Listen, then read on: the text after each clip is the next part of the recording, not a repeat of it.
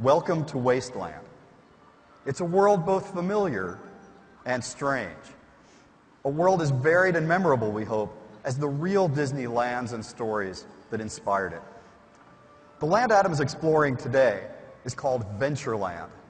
It's what we call a quest zone, where you talk to characters, learn about quests, buy tools and supplies. Here, for example, Adam is talking to Wasteland's version of Smee, learning what Mickey has to do to continue to make progress through the game, and also about an optional quest that he can do or not do later in the game. In Ventureland, in addition to Smee, you may recognize some other characters from the film Peter Pan, but a little changed, and some theme park locations, also a little different than you may remember, including the Swiss Family Robinson Treehouse and the Tiki Room. Some of the Disney inspirations can be hard to spot. I mean, Wasteland is really full of forgotten stuff, but identifying it all is part of the fun. One thing is for sure, though. No one will have any trouble identifying our hero, Mickey Mouse. For decades, he's been one of the biggest movie stars in the world, a television celebrity, constant presence at theme parks, friend and teacher to our kids. But for all the success he's achieved, it's always felt to me, at least, that he hasn't quite become the video game hero he deserves to be. If my team and I have our way, that is about to change. To take Mickey to new heights of video game success, we knew we couldn't just look back at Disney's history or Mickey's past triumphs. We had to allow Mickey to do things no other game character could do and offer players something they'd never seen before. Our key innovation lies in our core game mechanic, drawing and erasing, using Mickey's new ability to control the essence of his cartoon being, paint and paint thinner. Using paint and thinner, the way Adam is here, players can erase characters, objects, walls, plants, even the ground. Or they can restore everything to beautiful painted glory. In other words, players can dynamically change the game world to save it. But how each player decides to change the world makes a difference. Or, as I like to put it, playstyle matters. How you change your world, how you interact with other characters.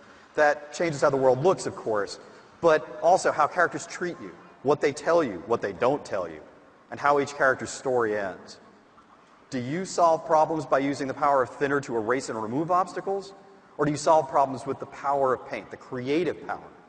Do you use paint or cleverness to turn enemies into friends, or do you simply defeat them?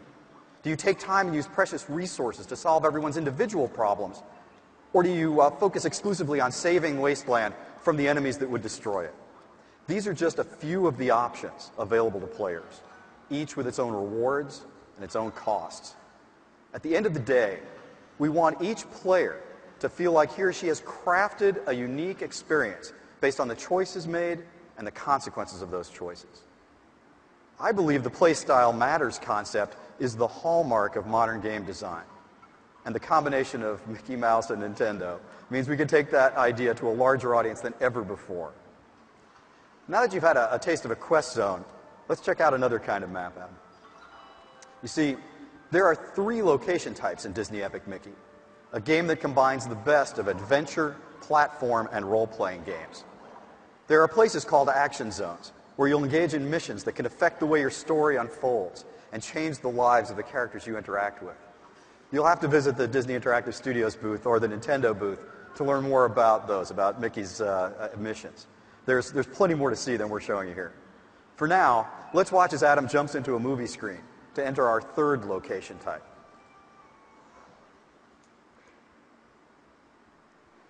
What you're about to see is called a travel zone, and it takes Mickey from one part of the wasteland to another. These are side-scrolling adventures, I bet you could tell that, directly inspired by beloved Disney cartoons and the classic console platforming games we all know and love. Here's one inspired by Steamboat Willie, the cartoon that introduced Mickey to the world.